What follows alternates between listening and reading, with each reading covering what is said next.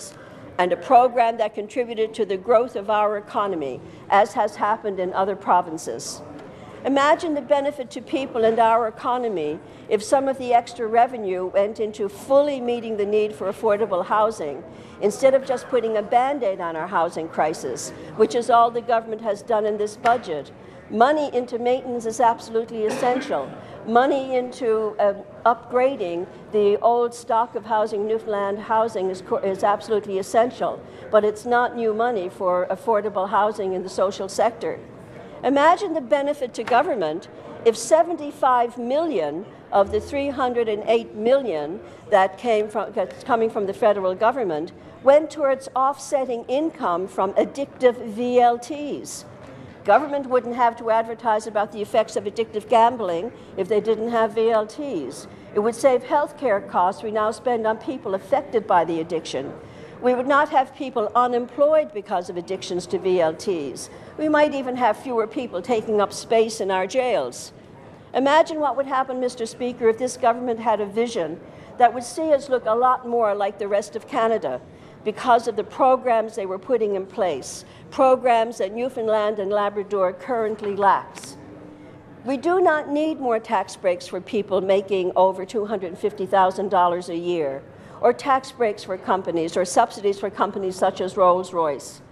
And guess what, Mr. Speaker?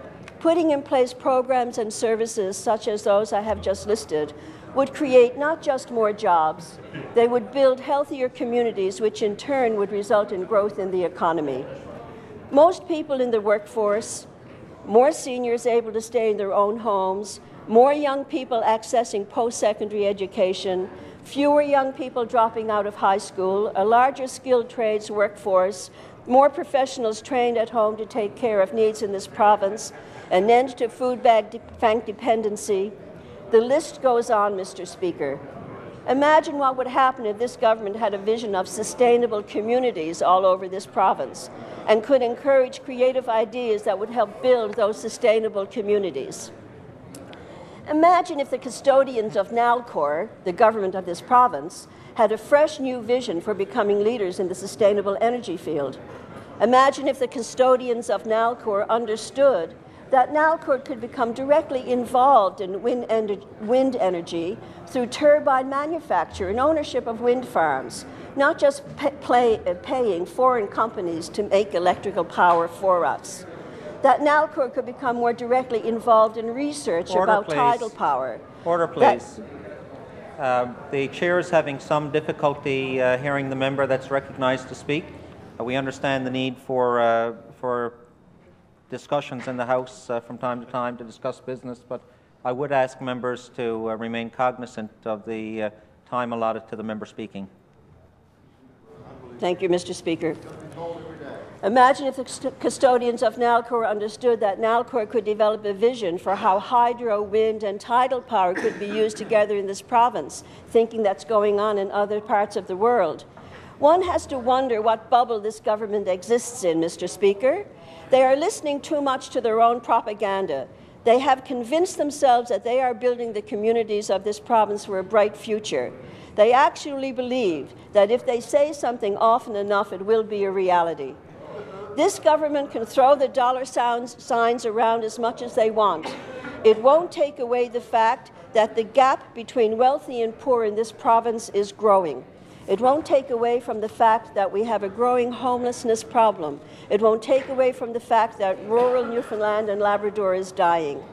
They cannot convince a family who has to go regularly to a food bank that things are all right. They cannot convince a senior citizen who does not have enough heat in the winter or who is choosing between buying food or essential pharmaceuticals that they are being taken care of. They cannot convince an adult child who is stressed because of the unmet home care needs of a parent that their money is being well spent by the government. This government does not have a vision of what can be done in this province to build a self-sustaining economy for the future. If they have a vision, it is based on the belief that leaving it to private business will yield what we need to create employment and sustain communities. Obviously, that tack is not working, as we can see from the lack of money being spent under business attraction in the Department of Business. We do not have people with amazing new ideas flocking to our shores. However, we have people here who do have great ideas and who need more help in gaining access to capital. This government has to do more than dole out money to businesses that may or may not fail. They need a real blueprint, one that the people of this province would help them with if they really sought the help. A real blueprint that is based on the values and principles of community development. This government must become proactive in providing expertise and resources to communities so that they can develop their creative ideas. Strategic community partnerships won't work without resources to help them work. One reason why our affordable housing program is not working adequately is because the not-for-profit sector does not have sufficient resources to put projects together. Neither is the government offering adequate incentives to the private sector to find it profitable enough